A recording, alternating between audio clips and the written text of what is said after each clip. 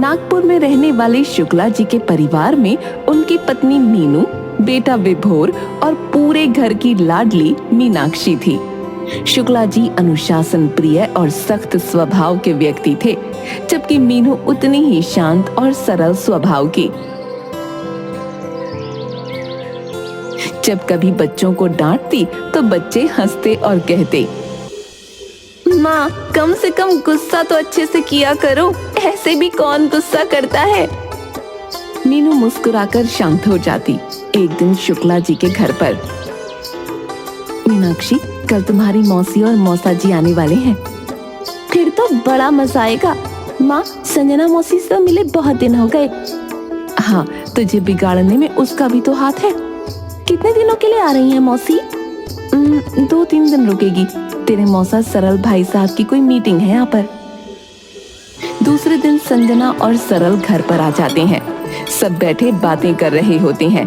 संजना मीनाक्षी से, अब तो तुम्हारी बीए की परीक्षाएं समाप्त हो गई हैं, आगे क्या करने का इरादा है? अभी कुछ डिसाइड नहीं किया है। भैया ऑफिस की मीटिंग के साथ साथ मैं एक दूसरे काम से भी आया हूँ। हाँ सरल बाबू बताइए क्या बात है? भैया हम दोनों ने मीनाक्षी के लिए एक लड़का देखा है। अरे ये तो बड़ी अच्छी बात है। कहाँ है लड़का और क्या करता है? भैया मेरे ही विभाग में काम करता है। बड़ा ही अच्छे स्वभाव का है और बहुत ही सज्जन है। 1 साल पहले उसकी पोस्टिंग कानपुर में हुई है। हाँ जीजा जी, बड़ा ही अच्छा लड़का है, मुझे तो बहुत पसंद है। सीधा साधा और बड़ा ही सज्जन संस्कारी है। माँ बाप का इकलौता बेटा है, सरकारी नौकरी है, दिल्ली में अपना मकान है, 1 साल से हमारे पड़ोस में रह रहा है। हमने हर तरीके से उसे जांच परख रखा है और फिर ऑफिस में भी कोई गलत आदत नहीं है उसकी। वहाँ तो सरल के सामने ही रहता है। ये तो बड़ी अच्छी बात है संजना। अच्छा वर मिलना आजकल इतना आसान नहीं होता है। संजना अपने फोन में लड़के की फोटो दिखाती है। अगर लड़का आपको पसंद आता है तो अगले हफ्ते उसके माँ बाप कानपुर आने वाले हैं, तो मैं उनसे अपनी मीनाक्षी के बारे में बात करूंगी। भावेश की फोटो घर में सबको पसंद आती है। संजना और सरल पर शुक्ला जी और मीनू को पूरा भरोसा था, क्योंकि संजना ने बचपन में मीनाक्षी को अपनी गोद में पाला था। 2 दिनों बाद संजना और सरल वापस कानपुर लौट जाते हैं। वहां जाकर संजना भावेश के माता पिता से मीनाक्षी के लिए बात करती है। संजना जी, अब आपके घर की बेटी है तो ज्यादा डरने की तो कोई बात नहीं होगी, वरना आजकल की लड़कियों का तो पता ही है आपको। भाभी जी आप बिल्कुल फिक्र मत कीजिए। अगर आप कहीं तो मैं दीदी जीजा जी को बुला लेती हूँ, आप लोगों का भी मिलना हो जाएगा। मीनाक्षी और भावेश भी एक दूसरे से मिल लेंगे। हाँ ये सही रहेगा। संजना मीनू को फोन करती है। दीदी बधाई हो, भावेश के माँ पापा से बात हो गई है, उन्हें हमारी मीनाक्षी की फोटो भी पसंद आ गई है, वो लोग आपसे मिलना चाहते हैं। मैं तुम्हारे जीजा जी से बात करके तुम्हें फोन करती हूँ। 2 दिनों बाद ही शर्मा जी का पूरा परिवार कानपुर पहुंच जाता है, जहां उनकी मुलाकात भावेश और उसके परिवार से होती है। भावेश की माँ मीनाक्षी से, पढ़ाई लिखाई तो ठीक है बेटा, पर ये बताओ घर का काम कर लेती हो या नहीं? जी कर लेती हूँ आंटी। देखो भाई, मेरे भावेश को अलग अलग तरह का खाना खाने का बहुत शौक है, इसलिए हम सबसे पहले यही चाहते हैं कि हमारी बहू को खाना बनाना अच्छे से आता हो। भाभी जी साँझ को आज क्या, आज का सारा खाना मीनाक्षी ने बनाया है और हमारी मीनाक्षी को तो खाना बनाने का शौक है। इसके खाने की तारीफ अब मैं अपने मुंह से क्या करूं, आप खुद खाएंगे तो आपको पता चल जाएगा। अच्छा, अगर खाना बनाना आता है तो तुम हमारे एक एग्जाम में पास हो जाओगी, और दूसरी चीज, हमें बहू से नौकरी नहीं करानी। अगर तुम्हारे मन में नौकरी करने का विचार है तो तुम अभी बता दो, क्योंकि मैं नहीं चाहती कि कल को बेटा बहू अपनी अपनी नौकरी की वजह से अलग अलग शहरों में रहें, क्योंकि आजकल तो लड़कियों का भी ट्रांसफर कर दिया जाता है, और वैसे भी मेरे लड़के की सरकारी नौकरी है, किसी चीज की कमी नहीं है। जो लड़की भी इसकी पत्नी बनेगी राज करेगी वो तो। काफी देर तक दोनों परिवारों के बीच बातचीत का सिलसिला चलता रहा। खाने के बाद भावेश और मीनाक्षी को संजना कुछ देर के लिए टेरेस पर भेज देती है। लेकिन भावेश की माँ 5 मिनट बाद ही भावेश को नीचे बुला लेती है। सबके जाने के बाद मीनू संजना से कहती है, लड़का तो बहुत अच्छा है, सच में शांत और सरल है, लेकिन उसकी माँ वो बड़ी तेज है। कितने सवाल पूछ रही थी, और तुमने देखा उसने मीनाक्षी और भावेश को आपस में बातें भी नहीं करने दी। अरे दीदी, उसकी माँ से क्या करना है, लड़का तो हीरा है हीरा। ज्यादा मत सोचो, मन पक्का कर लो। और वैसे भी मीनाक्षी को रहना तो भावेश के साथ ही है। ससुराल कितने दिन रहेगी, हमारी मीनाक्षी निभा लेगी, आप फिक्र मत करो। अगले दिन शर्मा जी अपने परिवार के साथ नागपुर वापस चले जाते हैं और दूसरे दिन ही संजना का फोन आता है। बधाई हो दीदी, भावेश के परिवार को हमारी मीनाक्षी पसंद है और वो लोग अगले संडे को ही नागपुर जाकर सगाई करना चाहते हैं। बधाई हो, तुम्हें भी बधाई हो। जीजा जी कहाँ है? हाँ संजना, बधाई हो तुम्हें। जीजा जी बधाई नहीं, मैं तो अपनी पसंद का महंगा वाला सूट लूंगी। हाँ भला तुम्हें आज तक किसी चीज के लिए मना किया है जो आज करूंगा? सब कुछ तो तुम्हारा है।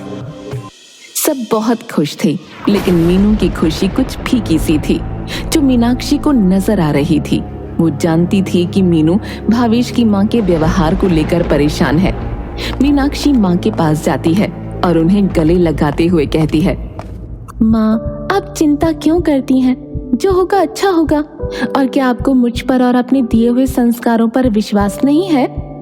मीनू प्यार से मीनाक्षी के चेहरे पर हाथ फिराते हुए, विश्वास पूरा है बेटा, फिर भी तू मेरे कलेजे का टुकड़ा है ना, इसलिए मन उदास है। जल्द ही मीनाक्षी और भावेश की सगाई हो जाती है और शादी की तारीख भी 2 महीने बाद की निकलती है। मीनाक्षी और भावेश के बीच फोन पर बातें शुरू हो जाती हैं। इन 2 महीनों में वो दोनों एक दूसरे को काफी अच्छे से जान चुके थे। शादी के बाद मीनाक्षी 15 दिनों तक अपने ससुराल में रहती है, पर उसे हमेशा भावेश की माँ से डर लगता था। एक दिन भावेश की माँ मीनाक्षी को बड़े प्यार से अपने पास बिठाती है।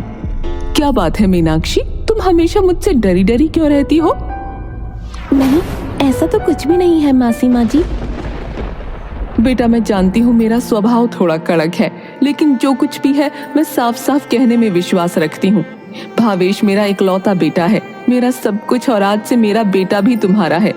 जितना प्यार मैं उससे करती हूँ उतना ही तुमसे भी करूंगी, लेकिन ये सब तब हो सकेगा जब हम दोनों के संबंध अच्छे होंगे, क्योंकि हम दोनों के बीच के संबंध का अच्छा होना भावेश के लिए बहुत जरूरी है, और मैं अपने बेटे को कभी दुखी नहीं देख सकती।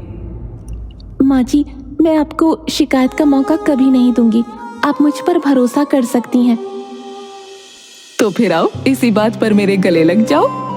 मीनाक्षी थोड़ा झिझकती हुई भावेश की माँ के गले लगती है, लेकिन भावेश की माँ मीनाक्षी को दिल से गले लगाती है, जैसे मीनू उसे लगाती थी। दोनों की आंखें नम हो जाती हैं। जल्द ही मीनाक्षी और भावेश कानपुर चले जाते हैं। संजना स्टेशन पर, तो आप हैं हमारी नई पड़ोसन? ये सुनकर मीनाक्षी जोर से हंसने लगती है। हाँ, मैं हूँ आपकी नई पड़ोसन। संजना मीनाक्षी को घर व्यवस्थित करने में पूरी मदद करती है। कुछ ही दिनों में सरल का ट्रांसफर आगरा हो जाता है और संजना और सरल आगरा शिफ्ट हो जाते हैं। अब मीनाक्षी थोड़ी अकेली पड़ जाती है। संजना, मौसी के जाने के बाद तुम सारा दिन घर पर बोर हो जाती हो। एक काम क्यों नहीं करती, एमए का फॉर्म भर दो, क्योंकि पढ़ाई इंसान को हमेशा इतनी जरूर करनी चाहिए कि कभी जरूरत के समय उसके काम आ सके। आप सही कहते हैं, मैं भी यही सोच रही हूँ कि क्या करूँ। ठीक है, मैं एमए का प्राइवेट फॉर्म भर देती हूँ। दूसरी तरफ मीनाक्षी के भाई विभोर की भी शादी तय हो जाती है। मीनाक्षी और विभोर की पत्नी उर्मिला की आपस में बहुत अच्छी दोस्ती हो जाती है। दोनों रोज फोन पर बातें किया करती थीं। मीनाक्षी विभोर की शादी के लिए मायके पहुंच जाती है और जल्दी ही मेहमानों का आना शुरू हो जाता है। अरे मीनाक्षी, साल होने को आया तेरी शादी को, अब हमें नानी बना दे जल्दी से। मीनाक्षी मुस्कुराकर चली जाती है। शादी में बहुत चहल पहल होती है, लेकिन सब मीनाक्षी से यही बात पूछ रहे होते हैं।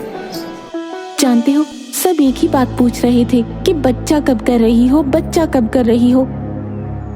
पहले अपना एमए तो कंप्लीट कर लो, क्योंकि पढ़ाई और बच्चा दोनों संभालना मुश्किल है। हाँ, मैं आपकी बात से पूरी तरह से सहमत हूँ।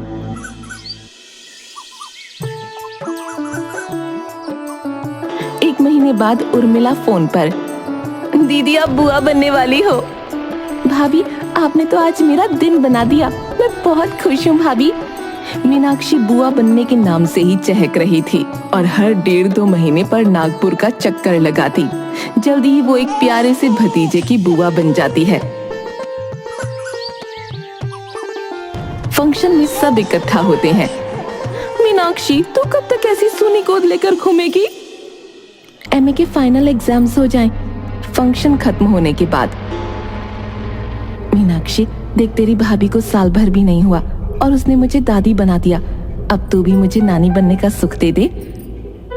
माँ मेरे फाइनल एग्जाम्स हैं और भावेश भी यही चाहते हैं। ठीक है, जैसा ठीक लगे, पर ज्यादा देर करना अच्छी बात नहीं है। भतीजे के होने के बाद मीनाक्षी हर महीने उसके साथ खेलने के लिए 2-4 दिन का समय निकालकर नागपुर चली जाया करती थी और भावेश भी उसे कभी नहीं रोकता। जल्द ही मीनाक्षी के फाइनल एग्जाम्स की डेट आ गई।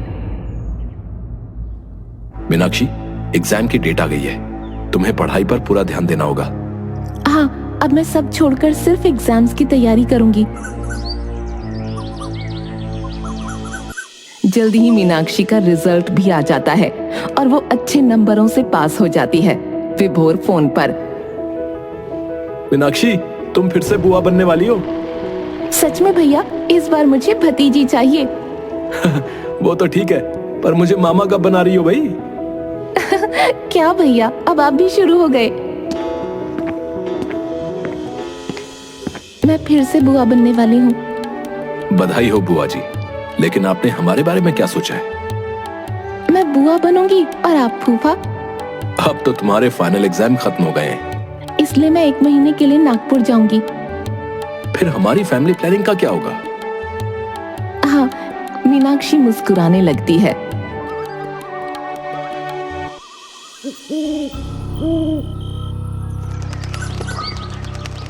काफी समय बीत जाता है, लेकिन मीनाक्षी और भावेश को निराशा ही हाथ लगती है। भावेश चलो ना, आप डॉक्टर के पास चलते हैं। माँ का फोन आया था, वो भी यही कह रही थी। ठीक है, अगर तुम्हारी और माँ की यही मर्जी है तो हम कल डॉक्टर के पास चलेंगे। दोनों डॉक्टर के पास जाते हैं। डॉक्टर बहुत सारे टेस्ट्स करवाते हैं और 1 हफ्ते बाद टेस्ट्स की रिपोर्ट आने वाली होती है। भावेश ऑफिस से घर आता है। आप रिपोर्ट्स ले आए? नहीं, रिपोर्ट्स 4 दिन के बाद आने वाली है। मेरा सर बहुत दर्द कर रहा है, 1 कप चाय पिला दो। इतना कहकर वो अपने कमरे में चला जाता है।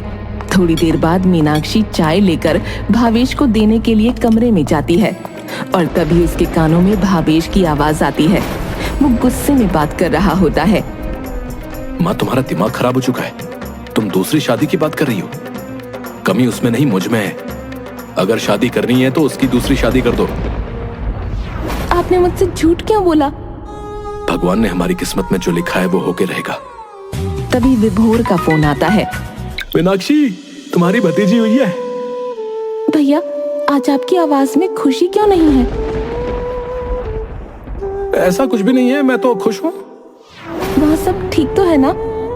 हाँ, सब ठीक है, बस तू यहाँ नहीं है ना, इसलिए मन उदास है। जल्दी आजा। क्या हुआ विभोर भैया, बेटी होने से दुखी है? मैं जानती हूँ, वो बेटी के होने से दुखी नहीं है, वो मेरी गोद सूनी होने से दुखी है। अच्छा छोड़ो ये सब और तैयारी करो।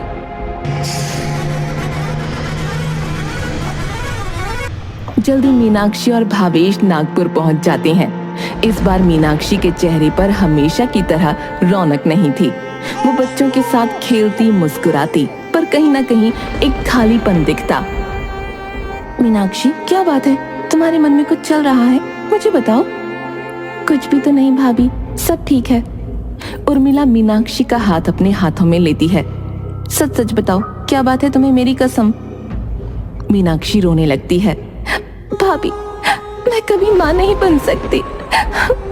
तुम ये क्या कह रही हो? ईश्वर की यही मर्जी है। वो उठकर चली जाती है।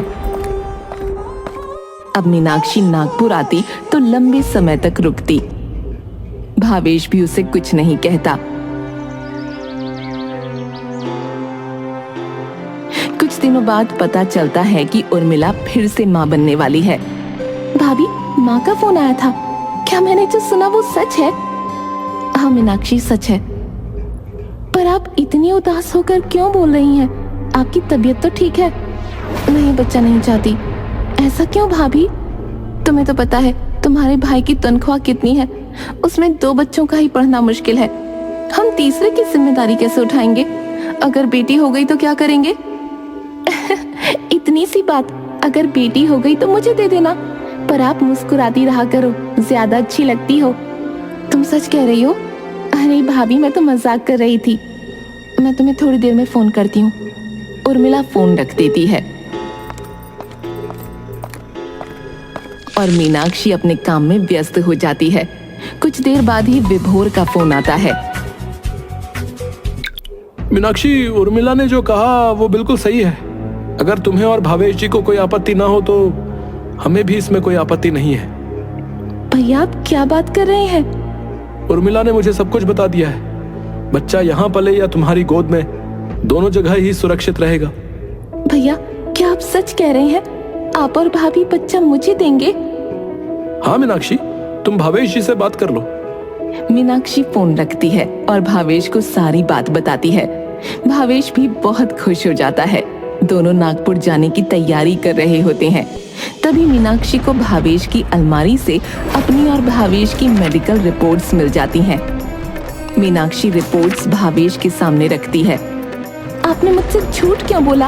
आपने ये क्यों कहा कि कमी आप में है, जबकि कमी तो मुझ में है? मीनाक्षी, अगर मैं ये कहता कि कमी तुम में है तो सब मुझ पर दूसरी शादी के लिए दबाव डालने लगते, और मैं ऐसा कुछ भी नहीं करना चाहता हूं, क्योंकि मैं तुमसे बहुत प्यार करता हूं। इसलिए मुझे यही उचित लगा और तुम्हें आज मुझसे वादा करना होगा कि तुम इस बारे में कभी किसी को कुछ नहीं कहोगी। मीनाक्षी भावेश के गले लगती है। आज उसके मन में भावेश के प्रति जो प्रेम था वो एक ईश्वरीय रूप में परिवर्तित हो चुका था। दोनों नागपुर जाते हैं। इस बीच मीनाक्षी उर्मिला के पास ज्यादा समय बिताती है और महसूस करना चाहती है कि जो सुख उसे ईश्वर ने महसूस करने नहीं दिया। जल्द ही उर्मिला की तीसरी डिलीवरी का भी वक्त आ जाता है। मेडिकल प्रॉब्लम्स की वजह से डिलीवरी में बहुत तकलीफ हुई। बधाई हो, आपके घर लक्ष्मी आई है। माँ और बच्चा दोनों कमजोर हैं, उनका ध्यान रखने की बहुत जरूरत है। माँ बनने की बधाई हो। आपको भी पिता बनने की बधाई हो। अस्पताल में बच्चे को अलग कमरे में रखा जाता है। मीनाक्षी पूरा समय बच्चे के कमरे के बाहर ही रहती है। उर्मिला का ध्यान रखने के लिए विभोर होता है। 10 दिनों के बाद उर्मिला और बच्चा दोनों खुशी खुशी घर आ जाते हैं। मीनाक्षी उर्मिला के पास जाती है। भाभी, गुड़िया मुझे दोगी ना? उर्मिला दबी जबान में बोलती है, आपकी ही है। बच्ची बहुत कमजोर थी, इसलिए उसे ज्यादा वक्त उर्मिला के साथ ही रखा जाता था। लेकिन उर्मिला का लगाव बच्चों से बढ़ता जा रहा था और इसका एहसास मीनाक्षी को हो रहा था। मीनाक्षी माँ से, माँ, मैं चाहती हूँ कि गुड़िया के साथ पूजा में मैं और भावेश बैठें। नहीं दीदी, पूजा में तो मैं और आपके भैया ही बैठेंगे गुड़िया के साथ। पूजा के बाद गुड़िया मुझे दे दोगी ना भाभी? गुड़िया अभी बहुत छोटी है, उसे अपनी माँ की जरूरत है। उर्मिला की ये बात सुनकर सभी लोग दंग थे। मीनाक्षी प्यार से उर्मिला का हाथ पकड़ते हुए, भाभी, मैंने डॉक्टर से बात कर ली है। उन्होंने कहा है कि अब कोई दिक्कत नहीं है। उर्मिला गुस्से में मीनाक्षी का हाथ झड़कती है। डॉक्टर से ज्यादा उसकी माँ को पता है। हाँ, तो उसकी माँ ही तो कह रही है कि उसको कोई दिक्कत नहीं है। सिर्फ माँ के कहने से कोई माँ नहीं बन जाता। उसे जन्म दिया है मैंने। आपको जब दिल चाहे यहाँ आकर खिला सकती हैं, लेकिन मेरी गुड़िया मेरे पास ही रहेगी। मीनाक्षी के तो पैरों तले जमीन ही सरक गई। भावेश ने उसे संभाला। भावेश की भी आंखों में आंसू थे। क्योंकि मीनाक्षी और भावेश दोनों ही पिछले कुछ महीनों में गुड़िया के साथ अपनी जिंदगी सजा चुके थे। दूसरे दिन सुबह मीनाक्षी फिर उर्मिला के पास जाती है। भाभी, आप बताइए कि हम गुड़िया को कब ले जा सकते हैं? कभी नहीं। ऐसा न कहो भाभी, मैं गुड़िया के बिना मर जाऊंगी। महीने भर उसके साथ रहकर आप मर जाएंगी। मेरे बारे में सोचिए, मेरा क्या होगा? मैंने आपसे बार बार पूछा था, आपने ही कहा था कि आप गुड़िया को मुझे दे देंगी, और आप पीछे हट रही हैं। मेरी बच्ची है, मैंने उसे जन्म दिया है, 9 महीने अपनी कोख में रखा है। मैं उसे खुद से अलग नहीं कर सकती हूँ, और आप भगवान के लिए अपने घर वापस चली जाइए। मीनाक्षी बच्ची के सर पर हाथ फेरती है और कमरे से बाहर निकलने लगती है। सामने से विभोर और माँ मीनाक्षी को देख रहे होते हैं, पर किसी की भी हिम्मत नहीं थी कि वो मीनाक्षी से कुछ कहें। कानपुर वापस जाकर मीनाक्षी एक जिंदा लाश बन जाती है। कुछ दिनों बाद विभोर कानपुर आता है और मीनाक्षी की हालत देखकर बहुत रोता है। चलते समय उसे सीने से लगाकर बोलता है, मैं तो तुम दोनों से माफी मांगने के लायक भी नहीं हूं। जल्दी से ठीक हो जा, नहीं तो मैं अपने आप को कुछ कर लूंगा। मैं खुद से नजरें भी नहीं मिला पाता हूं। मीनाक्षी, हमें इस कड़वे सच को अपनाना होगा और इसके साथ ही जीवन बिताना होगा। मैंने एक स्कूल में तुम्हारी नौकरी की बात की है, तुम वहां पढ़ाना शुरू कर दो। व्यस्त रहोगी तो तुम्हें अच्छा लगेगा। आप जैसा कहते हैं मैं वैसा ही करूंगी। मीनाक्षी स्कूल में पढ़ाने लगती है और शाम के समय बच्चों को मुफ्त में घर पर ट्यूशन देना शुरू कर देती है। अब मीनाक्षी और भावेश ने बच्चों के बारे में सोचना बंद कर दिया था, लेकिन मीनाक्षी के कानों में उर्मिला के कहे कड़े शब्द आज भी कभी कभी गूंज उठते थे। एक रात दरवाजे की घंटी बजती है। इतनी रात को कौन आया होगा? चलो चलकर देखते हैं। भावेश ने दरवाजा खोला तो सामने भावेश की माँ और पापा खड़े थे। उनकी गोद में एक बड़ी बड़ी आंखों वाली गोल मटोल प्यारी सी 6-7 महीने की बच्ची थी। माँ, ये कौन है और किसकी बच्ची है? तुम दोनों की बच्ची है। आपको पता ना, मुझे ऐसा मजाक बिल्कुल भी पसंद नहीं है। ये मेरे चचेरे भाई की पोती है। उनके बेटे और बहू की एक सड़क दुर्घटना में मौत हो गई और इस बच्ची का कोई नहीं है। इसकी मौसी इसे कानूनी तौर पर गोद लेना चाहती है, लेकिन उसके परिवार वाले तैयार नहीं हैं। इसलिए मैंने अपने भाई से कहा कि वो कानूनी तौर पर ये बच्ची तुम दोनों को गोद दे दे, और वो मान गए, इसलिए कि तुम दोनों की बच्ची है। मीनाक्षी खुशी से बच्ची को गोद में लेती है और उसे अपने सीने से ऐसे लगाती है मानो वो सच में उसी की कोख से जन्मी हुई हो, और उस बच्ची को सीने से लगाकर उसे अपनी तरसती ममता में सुकून सा महसूस होता है।